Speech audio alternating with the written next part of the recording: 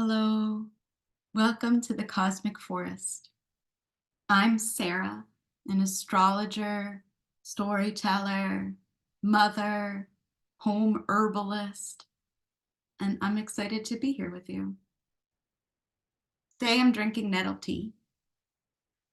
Nettles are an amazing and nourishing herb. I've been really working with drinking the same herb every day as we move to this Taurus full moon on November 15th. I'm really thinking about how to connect with the earth, how the earth can be supportive to my body, and also how can I really radically connect with that earth energy.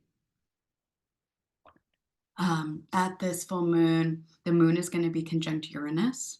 Uranus, the planet of revolution, the planet of radical authenticity. Whew. And so what are some ways to tap into that in this earth energy? You know, Taurus ruled by Venus, Taurus where the sun comes in May. So we've been doing a lot of Scorpio. We've been going to the depths, and it's definitely coming up for me. I just feel like I've been working with my dreams. I've been working with my practices. I've been looking at all this stuff, the icky stuff, the uncomfortable stuff, the deep childhood stuff that maybe I don't even remember. And as that transformation happens, as it does when we bring the darkness to the light, when we look at the unconscious, as the transformation happens, it's uncomfortable. And there have definitely been moments over the last couple of weeks where really tuning into my breath, tuning into my body, tuning into being right here, right now has been a necessary support. And that is that Taurus polarity. It's something that helps us get through the dark times, that helps us get through the healing. Scorpio being, right, it's, as I said in an earlier video that you're welcome to check out about the new moon in Scorpio, but, Scorpio is the scorpion, the eagle, the phoenix, that stinger, that stinger is a medicine. And so as we work with, this is potent medicine. We're thinking like surgery, right? This isn't medicine like Taurus or like Virgo or like these earth energies. This is medicine like sting ya till the fire burns it off. And we can't just be in that. We are in that. We get to sit in that. We get to do that. And thank goodness for these full moons, for the polarity. And when we look at a chart, when we look at the sky, when we look at the planets, when we feel the energy of the season, it's not just the energy of where the sun is, right? We're not doing just sun sign astrology. We have this incredible mandala of planets and planetary energies and asteroids moving through these different zodiacal constellations that bring forward all sorts of archetypes in a whole array of configurations. And so when I work with myth, when I work with astrology, whether it's in a birth chart or we're looking at a chart for a moon, each one is completely unique. And so bringing forward, these stories and these archetypes and kind of the non-linear, in a sense, there's like a non-rational magic that can bring us a fuller understanding of the complexities. Because, if I sit down and, for a second, we'll just share the chart so we get an idea of it, right? So let's look at the full moon. Here we go. So here we have the full moon in Taurus, just to get a sense. So we've got the sun over here at 24 Scorpio. We've got the moon over here, 24 Taurus. But we have all these other planets. we've got all this other stuff happening here. And so, we can start looking at the angles. We can look at the elements, right? Like Pluto is in an earth element because we're still at Pluto in Capricorn until the 19th of November when Pluto's going to move over into Aquarius. We've got another earth element over here, right? We've got the moon and we've got Uranus, planet of revolution, planet of radically mixing it up. How do you be authentic to yourself? Right there with the moon, right? So we're really working on how do we radically connect with the earth? And that brings me to the nettle, to the herbs. I've got some Artemisia over here, some mugwort. I've also got this really beautiful alpaca fleece that my friend Kat gave to me from her alpaca molly. I'm gonna make a little mustache with it. Yeah, just like how do we connect with that Taurus sensuality?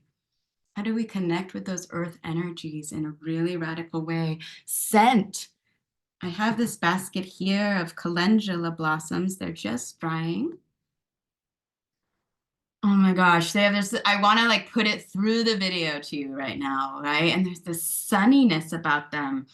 And I think it's, I mean, this incredible medicine that we need right now during this underworld scorpionic time as we're um, going towards the winter solstice. As we're stepping outside at night, and especially after daylight savings, where I am in this part of the world, it's dark. It's dark. And so if you want some homework, you might want to connect with some natural elements as we're moving towards this Taurus full moon. Think about maybe getting in a bath with some herbs. Artemisia, or mugwort, who really is connected with Scorpio. But she can make an amazing, relaxing bath. In medieval times, she was known as the mother of herbs. She's a protector. People would hang her on their doorways. You can burn her. She brings this amazing cleansing smoke medicine. You can even, roll it up and smoke it. She's she is an abortifacient or an emmenagogue, so don't smoke it or drink it if you are pregnant. And she has been known to ease women in childbirth or menstruation pains, and she also brings on dreams. I always put mugwort in my dream pillows.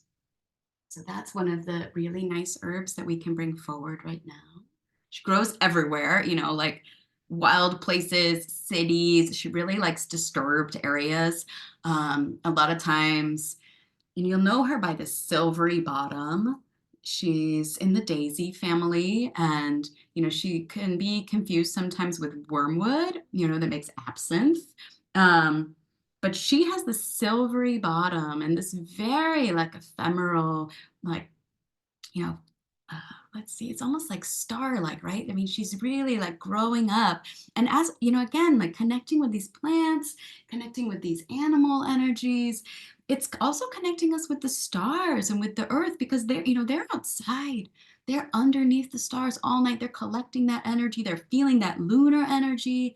They're in touch with it in ways that we really, at least unless I'm sleeping outside every night, and I'm not, um, I'm a little removed from. And so they can be this gateway into that, as is the moon. The moon is a gateway between the earth and the outer planets and the stars. The moon is sort of our access point to these larger, more distant planetary energies. And so, connecting with the cycles of the moon can be really supportive right now as we're thinking about full moon in Taurus, as we're thinking about Earth, as we're thinking about that polarity between that scorpionic underworld journey and the supportive body, Earth energies, sense awareness. Speaking of Artemisia, which again, I mean, the myths around this plant, mugwort, are just amazing. Soldiers in medieval times would put would put mugwort into their shoes to ward off tired feet. Um, Again, brings in the dreams, brings in the ancestors, been used in culinary and spiritual preparations all over the world in the Northern Hemisphere, Asia, Europe, the Americas. So many of our ancestors have worked with this plant. And we just got done with Samhain. So, the veil is still thin between the living and the dead, and ways to connect with the ancestors. I made an ancestor altar, but certainly working with plants, working with fibers. Our ancestors all made clothes, all had gardens. Many of them were connecting in these ways. And when we do the things that they did, they can see that in us and recognize it in us. And especially when we, bring it to consciousness, um, open ourselves to their influence, open ourselves to those communications. A theme that's been coming up a lot in my conversations with people is protection. And, as we become these sensitive beings, as we work with the energies of the stars and the cosmos, as we do the scorpionic dive into the underworld, and we're, definitely, like for me, like things get brought up, right? Challenges get brought up. And it's like we're stronger. And I think protection is necessary. I don't want to dwell on it too much because it's not really where I want to put too much of my attention. Um, but if it can be brought in a lighthearted way, protection that's there with joy, protection for the joy. It's almost like the womb protection. And so Artemis, she's the twin sister of Apollo. Apollo is the god of the sun. She's very much associated with the moon.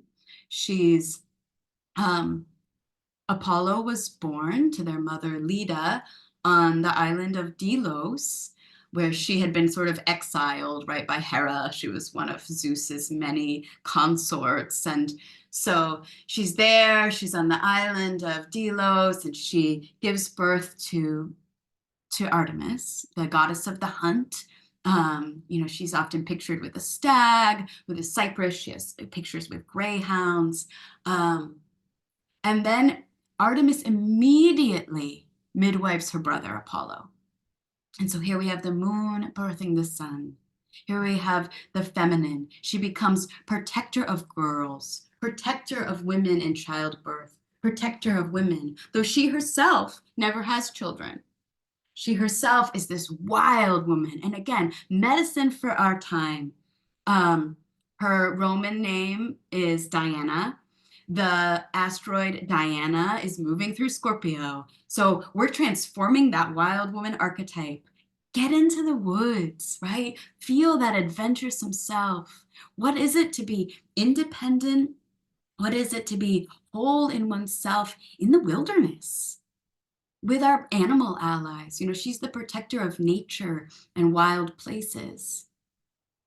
In the story of Artemis and Orion, and Orion we see that probably now, right? You can go out and at night you'll see Orion's belt. Orion is opposite Scorpio, opposite the Scorpion, which is with the sun.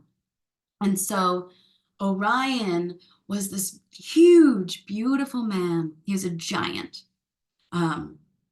Poseidon, Zeus, and Hermes were all at a party.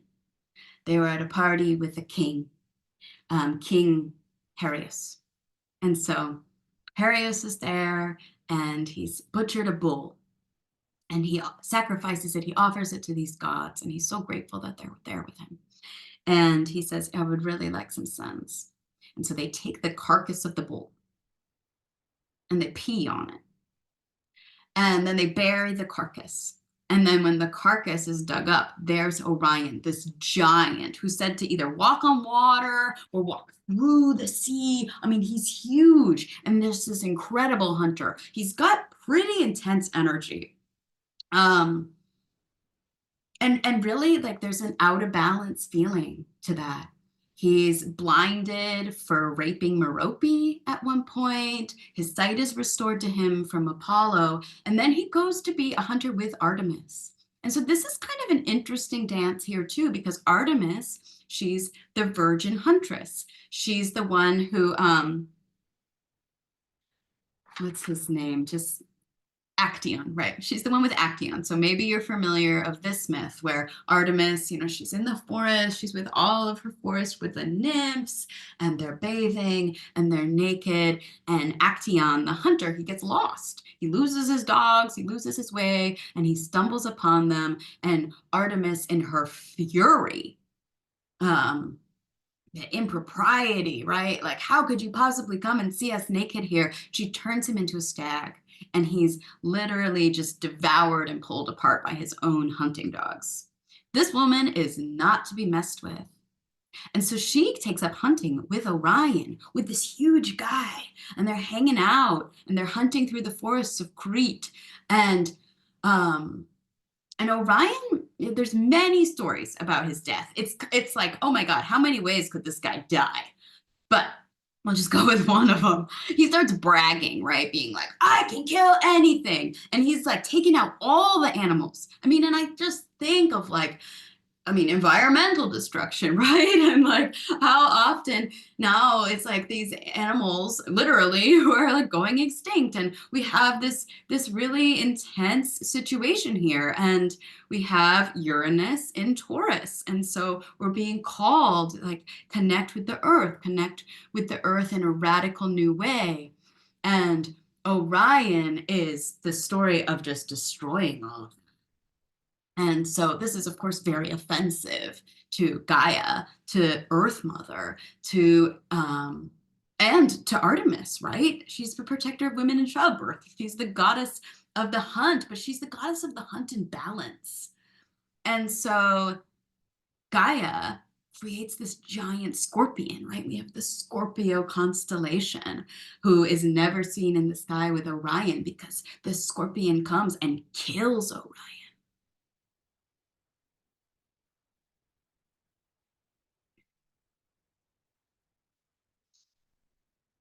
Hmm. And then there's other versions where he's killed by Artemis with a bow, or he's killed, there's many versions of his death. And when we look in the sky, the Scorpion and the Orion constellation can kind of tell you the time of the year because they're never in the sky together. So again, this is Artemis. This is Artemisia. This is this amazing healing plant. And we're moving towards this full moon in Taurus. And I'm going to share the screen here. We're going to look at this full moon again.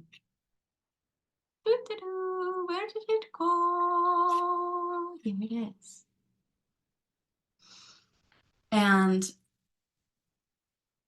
on the same day as this full moon, we're going to have Saturn, the god of time, Saturn, the god of what you reap is what you sow, Saturn, a farmer god. Saturn is here in Pisces, and Saturn is going to be trining. See this little one right here? This is the asteroid Diana. And so again, there's this really positive transformation of wildness.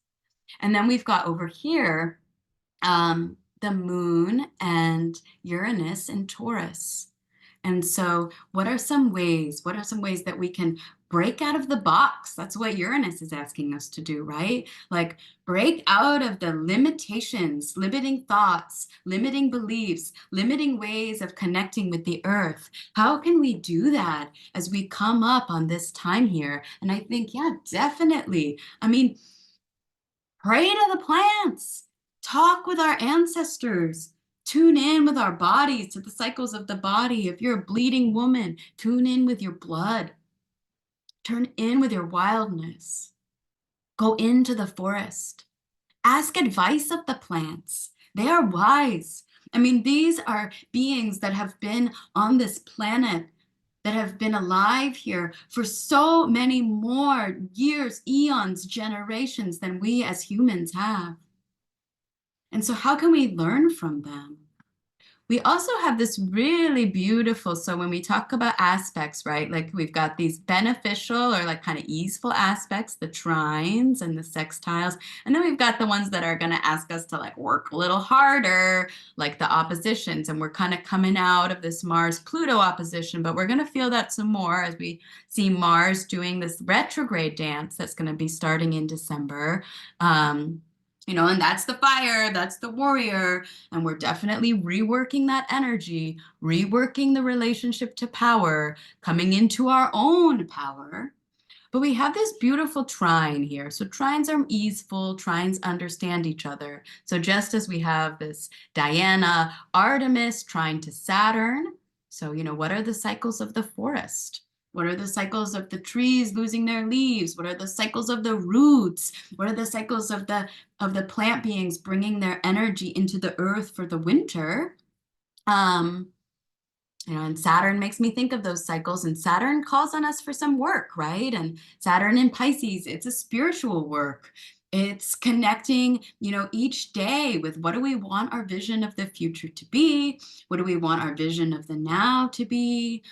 Being with our breath, being with our practices. It might be recording your dreams. It might be a meditation practice. Finding the things, and Saturn is about authority, claiming your own authority, finding what works for you that you can do, whether it's every day, whether it's every week, but on a timed, metered manner. Now, Neptune, on the other hand, also in Pisces, is much more about, it's it comes and goes. It's going with the flow. It's what are our ideals? How do we connect with that real spiritual essence? And so it's the ruler of Pisces, and Saturn is asking us, all right, how do we do this in a metered way? And Neptune is like, yeah, and what is it? What does it really feel like? What is it going to become in a collective sense? How can we tune into this deep spiritual energy? How do we connect with the greater than us? And sun here, sun is at the end of Scorpio, water sign, trining Neptune at the end of Pisces, the last water sign. So our deep dive, that scorpionic exploration into the underworld, Persephone goes down, is going to support us in that collective vision, is going to be, in the end, a support for that spiritual awareness. And I wanted to share the Sabian symbols. So again, the Sabian symbols are channeled by Elsie Wheeler, channeled images for each degree of the zodiac. And for each one, what you would look at is the number kind of after. So we'll look at 28 because we're already into the 28 with 2716 here. Of the degree. So we're looking at Pisces, 28 degrees. And I really like this book by Dane Rudyard, An Astrological Mandala. And the image that he shares with us is a fertile garden under the full moon reveals a variety of full-grown vegetables. Keynote, the full satisfaction of the individual's basic needs. And he says now, what is stressed now is not the full moon itself or its light, but the moon's power to call forth the instinctive urge for growth. Many things respond in many different ways. It is a symbol of abundance, an abundance fitted to individualized requirements and wants. So I think, as I connect with these herbs, so many of which grow in abundance, so many of which are considered weeds, are considered we don't want them, right? Like get rid of that, put in the lawn. But these are abundance. This is the abundance that we're talking about here in Taurus, in the garden. And I went into this wild garden to pick nettle for my tea, to pick raspberry leaf for my tea, mint, it's all overgrown, it's wild, and it's thriving. So much there. And to mirror that, right? Like that's a symbol for the abundance within myself. I've told the story of Persephone and Demeter many times, and I'm not going to really fully tell it here. I'll put a link to a recording of it that's on my website as well. But I think there is one part of that myth that I haven't touched on too much that I want to share here. Just because things can feel in Scorpio pretty heavy, pretty dark, pretty intense. So, Persephone's been abducted by Hades. The earth has come up and she's been pulled down into the underworld. Demeter is grief-stricken, her mother, right? She's wandering the earth. She finds Hecate, and Hecate, takes her to Apollo, and they're like, Hades has taken her, and she wanders the earth, and eventually she comes to a well where she's brought to a castle, and she's in all this garbs, and she's pretending to be a beggar woman, and she starts caretaking for this prince. And as she's caretaking for him, she decides to make him immortal. And this is just this amazing part of the story, which again, I don't really want to focus on too much because I've told it. And we know, we have Inanna. You can listen to my video on Inanna. We know about going into the underworld, and we know this is that mother's grief, right? We've got Ceres Demeter, and she's in denial, and she's trying to make this boy basically into Persephone. She's trying to make him into a god. And so she's feeding him ambrosia during the day, the food of the gods, and rolling him into the fire at night. And his mother comes in and she sees, and she's like, what are you doing? At this point, Demeter, takes off her garb, and she displays herself as the amazing goddess that she is, and is in just full fury and grief. And at this point, it may have been the end of Demeter's search for Persephone. She goes into incredible grief. And in her incredible grief, she's met by this really interesting goddess, I think. You can read about her in Women Who Run with Wolves. She's a Baubo, or I am Bay. And she's basically like, she's described in Women Who Run with Wolves as a dirty goddess. She's basically like a yoni and nipples. She is just lewd. She's like the goddess of, and the story says something like she lifts her skirt, and she basically just makes like dirty jokes for Demeter and brings laughter. And that is kind of what allows Demeter to complete the journey and to eventually, ultimately make the bargain that Persephone can spend half the year above ground. Now, of course, Persephone comes into power, and there's all these other themes of that myth. But I think that laughter, the dirty joke, and it kind of, there's a Taurus Scorpio feeling there too, right? Because Taurus is about the body. Taurus is about like what feels good, and then Scorpio has a little bit of that like edgy dirtiness, right? And so, anyway, I wish I had a dirty joke for you all. I have some great friends who are really good trickster jokesters. So if you've got one that seems appropriate to put into comments, feel free. Otherwise, just imagine that I had the capacity to make one for you. I'm going to urge you to drink some tea, take a bath in some Artemisia. I'm going to do it. Bring forward some joy, some light, rub some fleece on yourself. Do what you can in your authentic way as we're moving up to this full moon on the 15th. Connect with your body, support yourself, because we're all doing the underworld transformation. We're all doing the alchemy. And part of the alchemy is coming into pleasure and joy. I'm going to be back. I'll be coming back to talk with you all about Pluto moving into Aquarius and Sagittarius. But for now, sending love, sending joy, and sending lots of dirty jokes your way. I'm Sarah. This is the Cosmic Forest. Please subscribe, like, leave notes in the comments, and I will see you soon. Cheers.